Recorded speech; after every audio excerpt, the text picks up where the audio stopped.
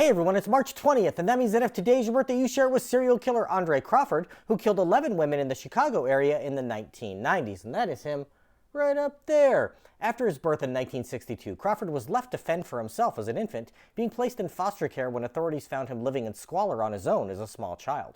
Crawford claimed that his foster parents beat him and that he was sexually abused as a child, which led to him running away as a teen to try and find his birth mother's family. He later said that they weren't any better, sexually abusing him and forcing him into prostitution.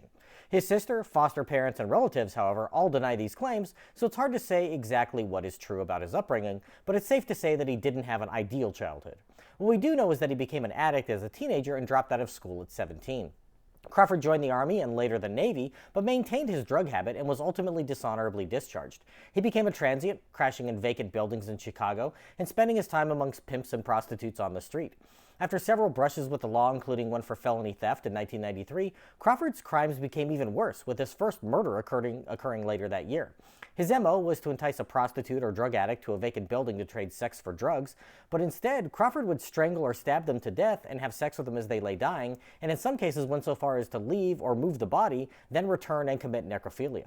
After his killings started to mount, the police held community meetings to discuss their hunt for the killer, and Crawford would often attend to see what had been discovered so far. He even participated in a program where men escorted children to school as a means of keeping them safe. Crawford was frequently arrested on drug and theft charges and even spent a year behind bars beginning in 1995 while awaiting trial for sexual assault, but charges were ultimately dropped and he was released. The search for the killer was featured on an episode of America's Most Wanted in 1999, and that same year he was convicted of drug possession and was given a suspended sentence, but a blood sample was taken during the investigation. Witnesses claimed to have seen him with a recent murder victim, and in January of 2000, DNA tests on Crawford's blood tied him to 8 murders and he was brought in for questioning.